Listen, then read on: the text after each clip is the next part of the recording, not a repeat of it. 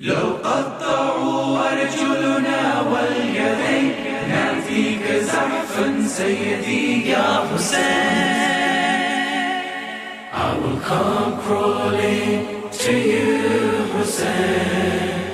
I will come crawling to you, Hussein. They can cut my arms and my legs. They can take everything that I have. I will come crawling to you, Hussein. I will come crawling to you, Hussein. أعوذ بالله السميع العليم من الشيطان اللعين الرجيم. بسم الله الرحمن الرحيم. الحمد لله الذي عرفني نفسها ولم يتركني عميانا القلب. والحمد لله الذي جعلني من أمتي سيد المرسلين خاتم النبيين طه وياسين أحمد محمود أبو القاسم محمد ومن المحبين عطرة الطاهرين لعنة الدائمين من الآن إلى يوم الدين على أعدائهم. أما بعد، قال الله سبحانه وتعالى في كتابه المجيد وفرقانه الحميد وقوله الحق: بسم الله الرحمن الرحيم. وتعاونوا على البر والتقوى ولا تعاونوا على الإثم والعدوان. Salawat. I know it is Saturday morning, and what I really need to energize me rather than anybody else is to have an even louder salawat. Let's try again. Ahsan, Jazakallah. It is the rahmah of Allah subhanahu wa ta'ala every time we send blessings on our beloved Prophet. Ahsan. To continue with the theme of the idea of getting Muslims and the Muslim Ummah to reclaim its rightful place as a civilizing force, the presentation today is on a very important consideration, a factor that is necessary for the development of any community, which is the development of the faculty and the skills of critical thinking in individuals so that the society can move in a direction that it should be. I was intrigued, and thank you, Sheikh Hussein, for that elucidation on the book. I look forward to reading the book. In terms of how the Khilafah movement and the vision of creating a society based on social justice, perhaps that would have been the way to move where we could reclaim our rightful place as an ummah which could offer a civilizing aspect and a civilizing force to humanity at large in the name of Imam Hussain alayhi salam. We pray to Allah subhanahu wa ta'ala that that day comes upon the zuhur of Imam Zamana Ajalallahu Faraja ta'ala. So when we look at the roadmap of this development of a society and hence the need to develop human beings, really this is a mission statement of any society to say that help one another in goodness and in piety, in bir and in taqwa, and not help one another in sin and in aggression. And truly that is the mission statement of any society based on that. So I begin with this saying of the Blessed Prophet. And it's very telling as to what he was meaning here when he said that I'm not anxious about the incursion of poverty amongst my community. That which I am afraid for them is crooked thinking. That which poverty of thought will bring my community is much worse than that which economic poverty will bring them. Sadly, not only we as Muslims suffer from economic poverty, worse than that, when you look at the image of our great faith as to what the poverty of thought has done. When you have a mufti sitting in the present day, although he's passed away, Bin Baz, who believed until he died that the earth was flat. And he did not believe that man actually reached the moon. And that is the intellectual genius of those who fly planes into buildings, who kill people, and who have this ideology which is called the Takfiri ideology of Ibn Taymiyyah and so on and so on. It truly is that poverty of thought that underpins the trials and tribulations that we Muslims are facing, and this was prophesied by the blessed Prophet in this particular hadith. I would recount back to what we had discussed before to connect this with the subject at hand, to say that this is not what a human being has been endowed with, the level of ignorance. And worse than that, it is not just ignorance that seems to prevail within the parts of the Muslim Ummah, it is actually compound ignorance. You know, this is jahl murakkab. It's the difference between simple ignorance is that at least you know that you don't know. If you know that you don't know, that is simple ignorance. Compound ignorance is, as I say, he who knows not and knows not that he knows not cannot be taught. Because you don't know that you don't know. And when there is someone who sits there saying that they know it all, and this is the Salafi ideology where they know it all, then that is truly compound ignorance, which combined with the absolute total uncritical thinking brings us to this. And this is not the blessing that a human being has been given, where Mawlana Muttaqi Ali ibn Abi Talib says that Allah has characterized the angels by intellect without sexual desire and anger, and the animals with anger and desire without reason. He has exalted man by bestowing upon him all these qualities, all the three qualities. So there is a quality that we share with the angels, and there are two qualities that we share with the animals. And therefore, herein lies the potential. لَقَدْ خَلَقْنَا الْإِنسَانَ فِي أَحْسَنِ تَقْوِيمٍ. We've been talking about that. That herein lies the idea of that perfection that a human being stands between two extreme points. A human being can go below the level of beast if he allows his power of shahwa and his power of ghazab, the power of desires and the power of anger to control him over his aql, or he can go beyond the station of the angels if he is able to, through his intellect, through his aql, control the other two, because the angels don't have that handicap that a human being has, and therefore having those handicaps, if he surpasses that, then he can go beyond the station of the angels. And indeed that is the basis. Jibreel brings to Adam three things: faith, morality and reason, aql, and asks him to choose one. And when Nabi Adam chooses reason, Jibreel asks faith and morality to go back. And faith and morality says, no, we will be where aql is. Faith and morality will always be where aql and intellect is. And that truly is our legacy and the way we believe. And therefore, the intellect and knowledge is shared with the angels, and the power of possession and the power of anger, to repeat, is shared with the animals. And therein lies the whole science of ethics, which can raise a human being from the lowest of the low animal state to that of the angels. And indeed, that movement between those is termed as ilmul akhlaq, although that is not my subject. My subject is critical thinking, which is a faculty that we share with the angels. What is critical thinking? First, having been endowed with the power of aql, the faculty of intellect, then religious obligation is that we begin to think.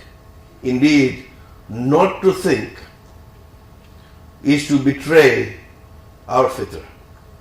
And we have to think critically. For example, a question was posed to me a few months ago, and I'm just giving an example of critical thinking. Where will Mother Teresa go? To heaven or to hell? Based on the beliefs that we have. And the response to that is that if you critically understood the justice of Allah subhanahu wa ta'ala, and with usul, you have to understand adl. The Shias in fact give so much importance to this quality that we actually consider it as part of usul, that the idea of adala is part of tawheed. That if Allah is just and we believe that He is just, then we don't even need to ask this question, because Allah will deal with Mother Teresa in a just manner. And we cannot put ourselves in the mind of God to say where is she going to go. This is the kind of thinking that needs to prevail in a community, rather than the pedagogical expectation saying, tell me where is Mother Teresa going to go. And this is our heritage, and this truly is a faculty that we have been given. And therefore, thinking is not an option. And you cannot stop your mind thinking anyway. You can have all kinds of thoughts. The monkey in the brain tries to stop thinking for a minute if you can. You can't. It's not possible to stop thinking. So if thinking is not an option, and since we have no choice but to think, then learning how to think correctly must become an important part of our effort as human beings. That reminds me of a conversation that Bahlul and Junaid al-Baghdadi had. Junaid goes to Bahlul. Junaid was a great scholar. Junaid al-Baghdadi was a great scholar. And the scholar goes to Bahlul and said, Bahlul, give me some advice. And Bahlul, feigning madness, said that, you are a great scholar, what do you need from me? But Junaid knew the value of Bahlul as a great scholar, a greater scholar than Junaid. So he insisted. So then Bahlul asked him to say that, do you know how to talk? And Junaid thinks that Bahlul is asking me this strange question. So he says, yes, I know how to talk. My diction will be correct, my accent will be right, my grammar instincts will be correct. And then I would look at the person before I speak and base my conversation according to the level of the person that I'm talking to. And Bahlul said, you don't even know how to talk, and runs away in the jungle somewhere. Junaid follows him to say, tell me what. So he said, do you know how to eat? And Junaid, to humor Bahlul, said, yes, when I eat, I make sure that the food that I eat is pak, it is not najis, it is nutritious, and it is well cooked, and it is tasty, and gives a long lecture on good food. And Bahlul said, you don't even know how to eat. And runs away again. And then Junaid goes back to Bahlul and said, Bahlul, tell me. And he said, do you know how to sleep? And he says, yes, I make wuzu before I go to sleep. I have XYZ, I have whatever I do before I go to sleep. And Bahlul again says, you don't even know how to sleep. Now Junaid could not control himself. He stops Bahlul, he holds him and said, Bahlul, you're going to tell me what am I doing wrong. So he said, you gave me all these things to say, when I asked you how do you know, how do you know how to talk? And he said, Junaid, the important thing is that you speak the truth. It doesn't matter how wrong or how correct your grammar may be, how your diction may be, how you judge the other person when you're speaking to them. The important thing is that you speak the truth. And then he says, what about talking? And he said, what about eating? And he said, Junaid, what you need to consider is that the food, that morsel that is going through your throat down to your stomach, is that morsel such that no other person's right is upon that morsel? And then he says, what about going to sleep? And he said, Junaid, however pure your bed may be, However many times you may have made ghusl before going to sleep, if your heart is not pure of malice, then you don't even know how to sleep. Understand the power of thinking as to how the thinking, critical thinking, can elevate the thought process of a human being, enhance his behavior, his character, and his entire being. And therefore, Allah has given us the capacity to think, and therefore we have a religious obligation to use our minds to think correctly. La yukallifu nafsan illa wus'aha, that Allah does not burden any soul save its capacity, and therefore we have been given this capacity. And we must reach these conclusions through our intellectual struggle, not someone else's. I said this at the outset, when we began this series, to say that this is not going to be a pedagogical presentation where I speak and people listen.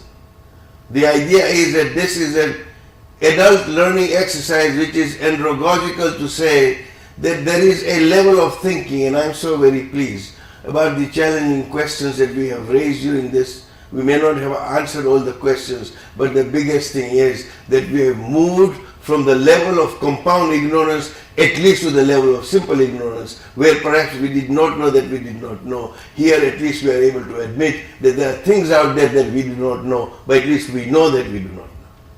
And indeed, if we can have that journey in terms of learning, then I believe that Allah will accept our efforts and He will guide us towards the correct way of thinking. So, what do I mean by intellectual knowledge? Intellectual knowledge is that faculty. The only way to learn it is to understand it. You cannot simply learn it by accepting it on the basis of an authority of somebody else. And I'm coming to the point that intellectual knowledge includes things like mathematics, logic, philosophy, theology, many such sciences that in theory this intellectual knowledge can be discovered by human intelligence, by our akal, by asking the question why, by thinking about it, by reflecting. And hence there is, as we know, that there is no taqleed in terms of in usul, that in matters of Islamic law, one is required to follow a mujtahid if one is not a mujtahid.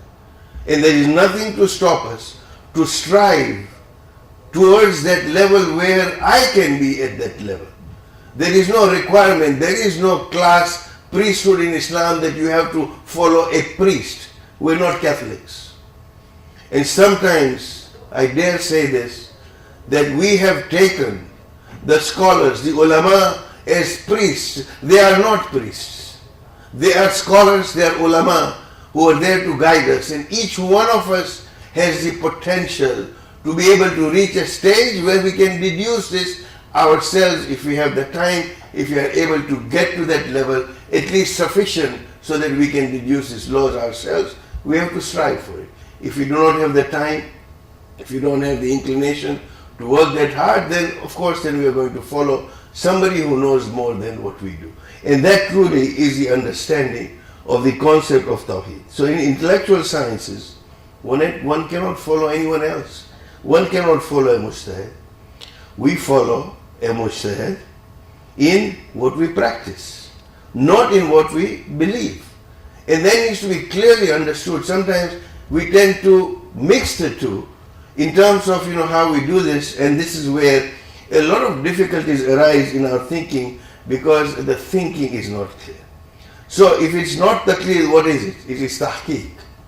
The idea of saying that you cannot accept 2 plus 2 equals 4 on the basis of somebody else's expert opinion. Although with the favorite profession of accountancy with the Khojas, when you say what is 2 and 2, they'll tell you ke bolo kitla karwa cha. How much do you want? But 2 plus 2 equals 4 cannot be accepted on the basis of someone else's expert opinion. You have to make the deduction that 2 plus 2 is 4 and you need to understand it.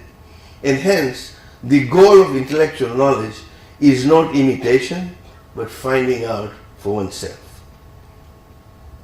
And this has to be belief with understanding, and therefore I cannot say that I believe in the existence of God because my mujtahid told me so, or my performing of salat ritually doesn't mean that I will necessarily understand the one that I'm praying to.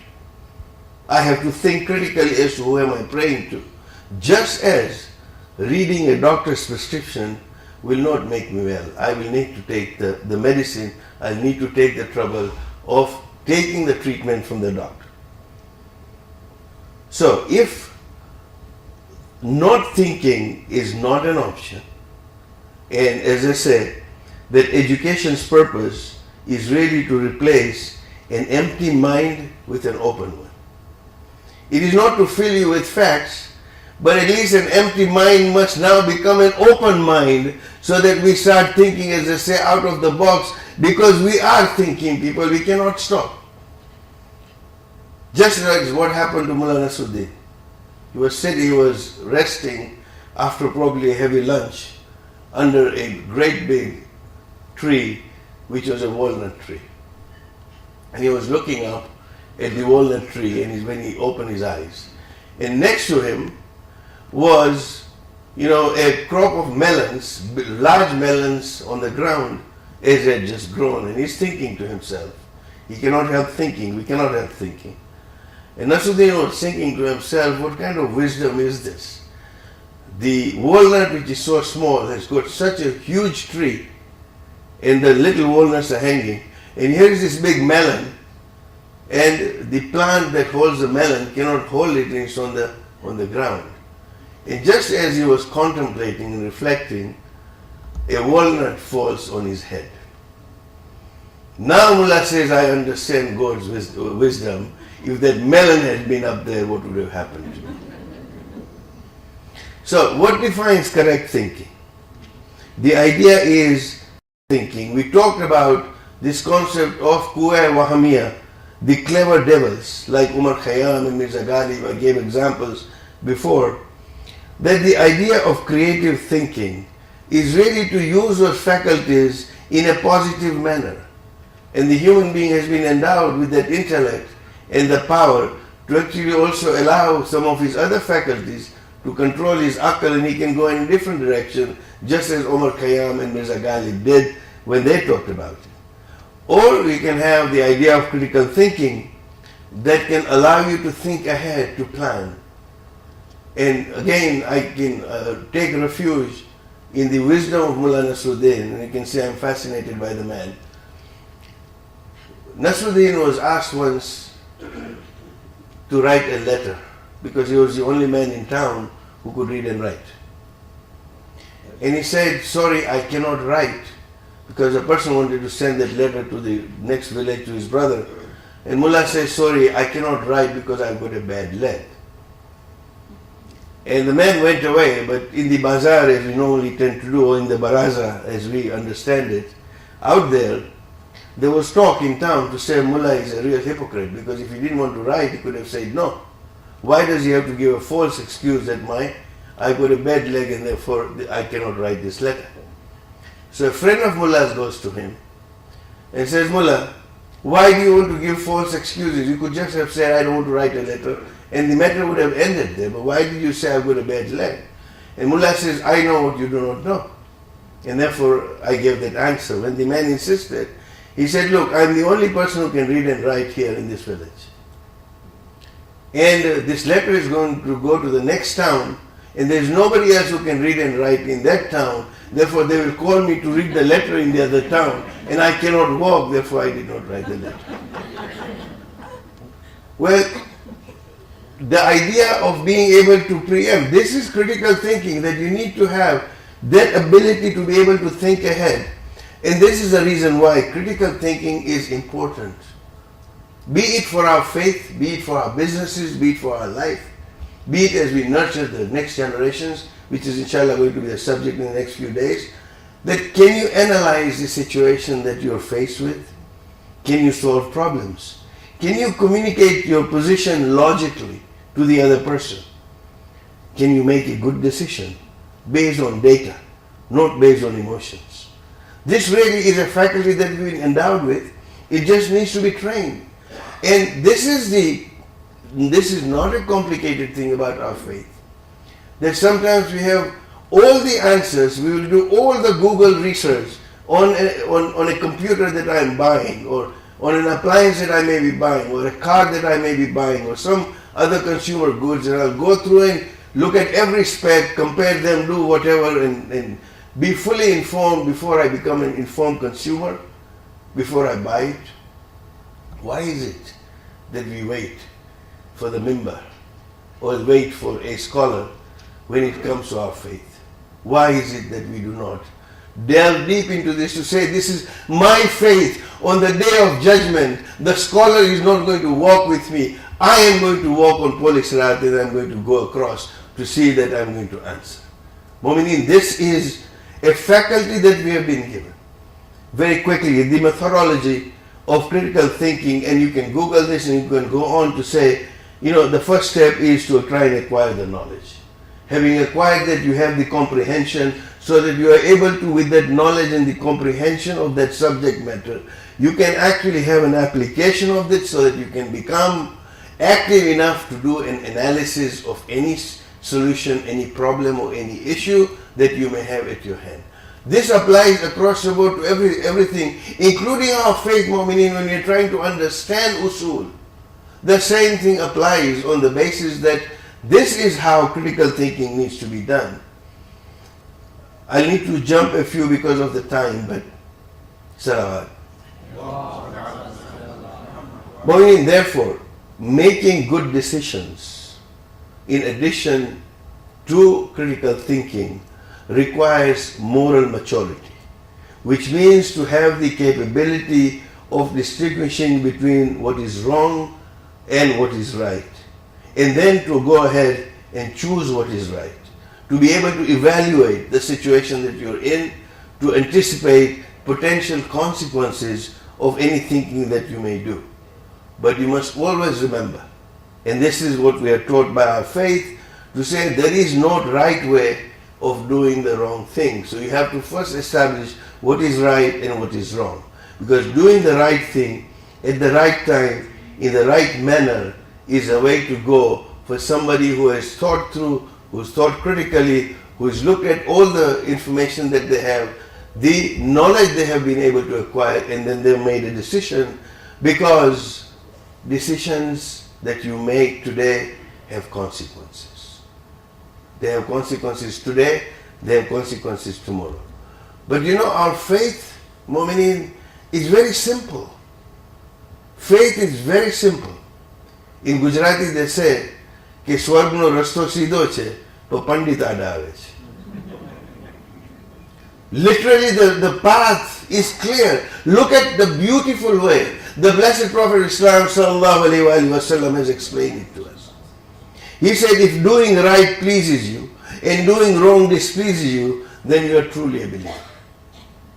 It is a matter of understanding the right and wrong. It is a matter of acting upon that right and wrong. It is a matter of being in an emotional state. When you do something right, it should please you. When you do something wrong, then it's going to displease you. Allah subhanahu wa ta'ala has given us this beautiful thing called nafs al-lawwama within us. You can fool the entire world out there. You will not be able to fool your own nafs when you've done something wrong. And this is the faculty that we have been blessed with, which the animals do not have.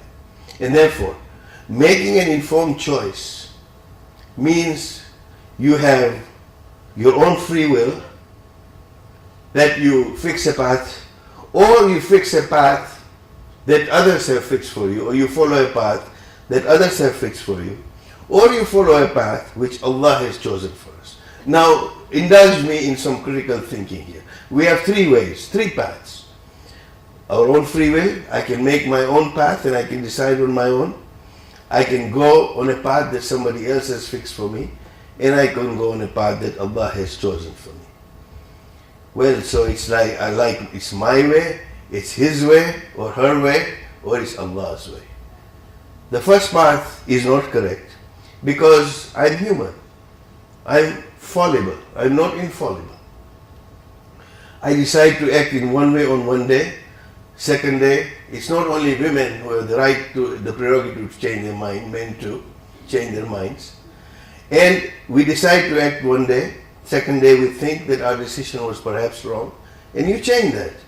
We have limited knowledge as to how much we know, and this brings me on to the knowledge paradox, where we say that the more you know how much is out there that you do not know. For example, if you take these two circles, the smaller circle is what you know, and the circumference of that, and the area outside that, the circumference is what you do not know. The knowledge paradox is that as the circle becomes bigger and bigger, the circumference becomes bigger and bigger, and that means that the line where you do not know becomes bigger and bigger. And therefore, the more you know, the more you realize how much is there out there that you do not know. And therefore, this is the frailty of a human being. So the second part is following somebody else. Some cult, some ideology, somebody says something and I like it and I start following it. And we have, cults which are developed in other faiths. Surprisingly, we have cults happening in our own midst, within our own faith, that you have cults that are forming. Well, Imam Ali alayhi salam said, and I quote, that since my mother gave birth to me as a free man, why should I become the slave of anything whatsoever? It is that freedom of thought that is being taught here, and as we talked about this last time, that if you follow someone else, somewhere along the line you're going to displease them. Just like Hazrat Luqman and his son, that they could never please all the people all the time. And therefore, critically if you are thinking, then the path that Allah has given is that path which is His path, and this is a straight path. So as I said before, that choices have consequences. And life is full of choices. Do I turn left? Do I turn right? Do I do this? Do I not do this? Life is full of choices every minute. The power to choose what we think is what we call our attitude. We have that power. And what we say, our words. And then what we do are our actions. So you have your attitude, you have your words and your actions. And it's those choices that are going to shape your destiny, because it is going to reveal our personality. The choice that I make, the kind of clothes that I wear, whatever I do, I'm being observed, and my personality will be judged according to the choices that I have made. So we need to be careful that watch your attitude, because there is going to sway your thoughts. You need to watch your thoughts because they influence your actions. You need to watch your actions because they will become your habit. And when you watch your habits, they will become your character. And you need to watch your character because that determines your destiny. And that is a path, if we are going to think critically, which is what we are going to do. Therefore, the noblest of all sciences indeed is a science of ethics, which is going to raise us from that level of the lowest animal state to the exalted position which is superior to angels. And indeed, this is what we understand. So, I'll end on this note, because a lot of times we get asked these questions. And this is a great time to end with an example of critical thinking. We understand through our deep understanding, I hope, of Tawheed, and we talked about this, to say the real creator and the originator and the provider of everything is none but Allah subhanahu wa ta'ala. And we all believe in that. So the question is, when we recite Dua Tawassul, for example, what is the significance of seeking other means? And how do we think critically? Because sometimes there is confusion, there is a controversy, because there is discord and hostility sometimes over the issue of Tawassul, mainly from those who do not follow closely the teachings of Ahlul Bayt, but we also have groups which are creeping into our own faith who are questioning the idea of, for example, Tawassul. So there is some discussion that's going on, and sometimes some people accuse us of shirk and polytheism, that by seeking Tawassul there is shirk or polytheism. And the upholders of Tawassul have charged the opponents that they are enemies and there is an aversion to the Ahlul Bayt alayhimus salam. And this is the controversy that goes on. So let us look at this meaning of the word Tawassul, the lexical meaning. And Sheikh is sitting here, and I dare actually present this in front of him, who is an expert on this subject, that tawassul actually means nearness or means through which to reach a certain goal. For instance, when he said that وَوَصَلَ إِلَى اللَّهِ, it means that we perform a certain act for gaining proximity to Allah. And accordingly, wasila actually means being desirous of God. And therefore, we are told that seek an approach unto Him. And in this particular ayah, Allama Tabatabai says that it actually means seeking Allah's proximity through the infallible Imams. It is a matter of seeking Allah's proximity through the Imams, is that meaning that the scholars tell us. So that refers, and this is where the thinking comes in. To say, yes, I'm going to recite Dua Tawassul every Tuesday for the whole lifetime, but I have not followed a word of what A'immah Islam have taught me. What good is that Tawassul going to do to me? That Dua is going to do to me. The idea is, when you say Tawassul, then you are seeking nearness through the A'immah Islam. It actually refers to the obedience and adhering to the path taught to us by the Imam Sallallahu Alaihi Wasallam. The idea of being within that space, to say that I am with A'immah Islam, not just verbalizing a dua for the sake of it. So, if we think critically, tawassul is not shirk unless two things we need to understand that distinguishes. That first, we absolutely do not believe that the Prophet and the Imams have any independent power from Allah subhanahu wa ta'ala. And that needs to be clarified in our minds when we seek these du'as. Because now we have a clear mind. And if we do that, then it certainly cannot be shirk. Secondly, that Allah is the one who has assigned them as the intermediates, as the Masuni. If we can get these two concepts clearly understood, then there is no controversy. Because otherwise it would be like the idol worshippers who believe that the idols could cause them either harm or render benefits. And we are not idol worshippers, we are monotheists. And if we can follow that as an example, then we have truly understood. And this was just an example to show an application as to how we think critically. And once we have been able to have this habit of thinking through things, then we remove this culture of dependency. The culture of dependency is what kills the ummah. It is what brings ignorance to the ummah. And it has to be that we are doing ourselves a disservice by not thinking critically, by not using our minds. And indeed, it was on the day of Ashur that Imam Hussain al-Islam, even until the last moment, he was telling the enemies that if you do not follow any religion, at least think like free men, so that you are able to understand what you are doing. It's that idea of that hurriya, the idea of that clear, independent thought that becomes so very important in the development of a human being, and hence the development of a society, and hence Islam can once again become a civilizing force if we are to have that level of critical thinking in the generations to come. Salawat. Mu'minin, tonight or today we remember the sons of Bibi Zainab, Owen and Muhammad. I just like to focus on this quote as to the role of women in Karbala, and hence the role of women in a wider society. Bibi Zainab looks at the multitude in Kufa which was rejoicing because they did not know any better and the propaganda had told them something else. And she says, "Woe upon you, O people of Kufa! Do you realize which piece of Muhammad's heart you have severed? Which pledge you have broken? Whose blood you have shed? Whose honor you have desecrated?"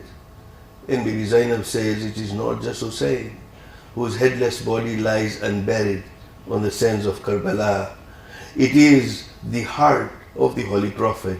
It is the very soul of Islam." This was a message given by that lady who sacrificed so much. Mu'min, it is said that every time a body was brought back to the back from the Maqtal towards the tents, Bibi Zainab would come out and receive them. It was this particular two bodies which was brought back, that Bibi Zainab Salamullahi alayha did not come out to receive the two bodies of her sons, On and Muhammad. Perhaps she may have felt that her lamenting over her sons may have an impact on her brother Imam Hussain alayhi salam.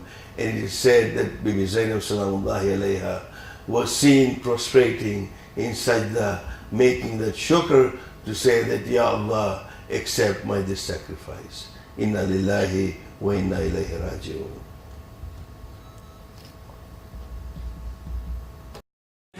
This is now my state, O Hussein.